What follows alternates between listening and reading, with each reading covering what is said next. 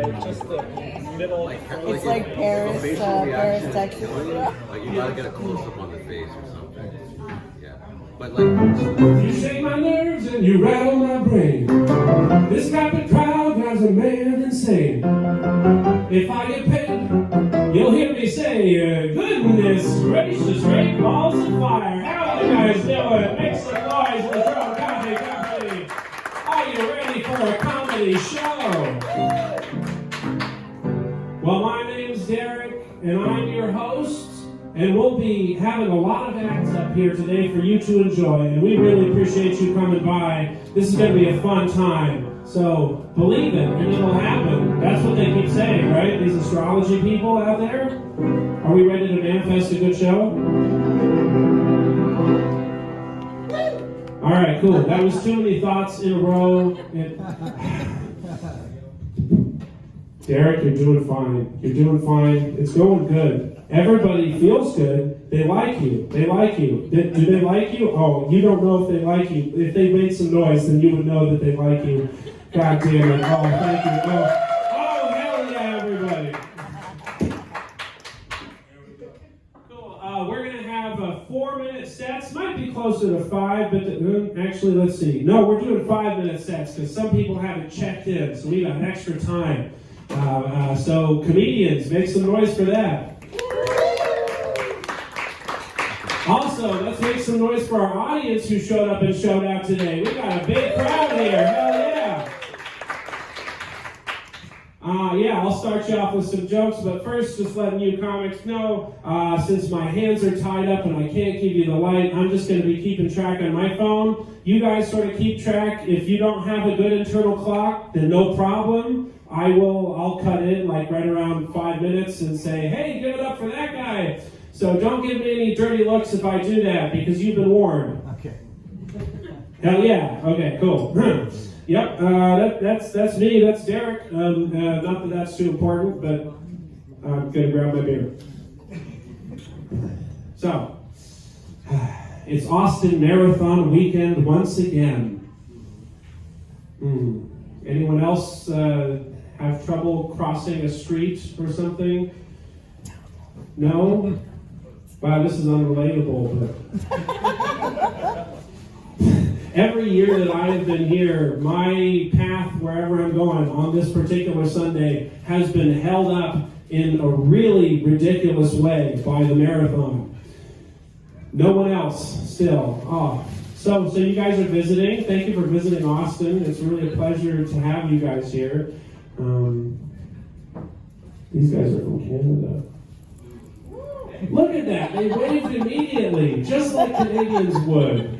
Oh my God. I'm from Massachusetts, so, yep. Yeah. Yeah, we're all weird in Massachusetts. You don't worry about that. That's why I came to Austin. But this Austin Marathon stuff really bothers me because every year I've been here, I've been late to work or something, or I haven't been able to cross it, and they don't let you know where the detours are. You just have to drive around the whole marathon.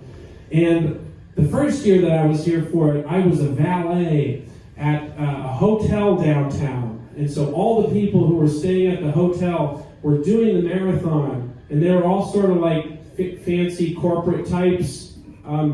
If you're a fancy corporate type, don't take this personally. All right, anyways. Boy, the piano playing was way better than this. This is new material, guys. This is what we're here for. Yeah.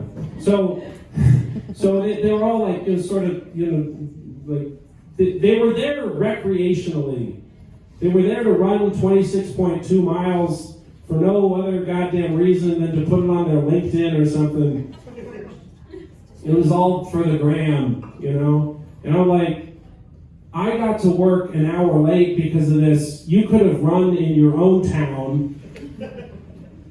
Yeah. Matter of fact, I'm really happy that it's very cold and wet out there right now. Cool.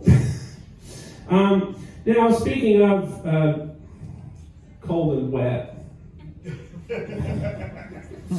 Well, back when I first got to town, I didn't have a car. I was mostly walking not biking, taking the bus. Yeah, taking the bus around. And that wasn't so bad until I realized that this town is not designed at all for bus riding, walking types. And then, because sometimes they would close both sidewalks on a street for construction, and where the fuck do you go? All right, cool. I think that the attitude was sort of like, if you can't make a car payment, get the fuck out. All right. Oh, there's a kid here. Damn. If you can't make a car payment, and that makes me think of, you guys, this is not making a lot of sense here, because there's a lot, what I'm saying is not making a lot of sense because a lot of you are making eye contact with me. And an autistic guy like me has a hard time handling that. But this is good. We're going to keep going. Made me think, I think back in the day, like medieval type times when dudes were eating turkey legs, and wearing fur. I think back in that time, eating in public was probably like a symbol of status, like, my lord, that man has food. Okay, they had less food back then. But now, eating in public is a sign of homelessness. Right? It's like, if you want to, buddy, I do that in my house, and I came here in my car. As a matter of fact, I have a house for my car. It's called a garage. Okay. Oh, these are going nicely.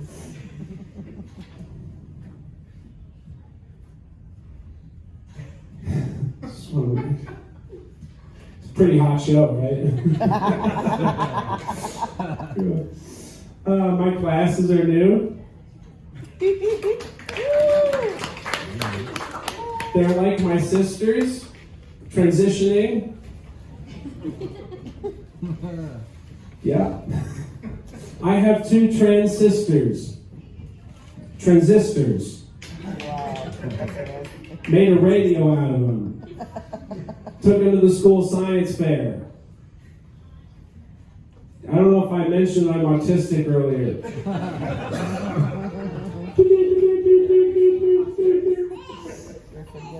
To be honest with you guys, I have supported my sisters ever since the moment they came out. All right, none of you do. I really have, and even though we didn't have a great relationship growing up, don't want you to get too in your feelings, but it's sort of like I kind of suspected that they might be trans when I was a kid because they beat my ass like boys but also gaslit me like women. And we had a sort of rough time, especially my oldest sister. She would always try and make me feel afraid, or if we were in a swimming pool, hold my head under the water and stuff like that. Don't get too in your feelings about it. This is for context, She'd she'd threaten me with knives on. And I was so happy for her that she could make a positive decision about a positive realization in her life, and that she was unafraid to tell the world about her true self. And I just hope that true self wouldn't still be a bitch. She used to be a dick, now she's a cunt. What can I say? This is a really cool dad over here, isn't it? Yeah, that's alright. Junior won't remember any of this. Heck yeah. Alright, well, work on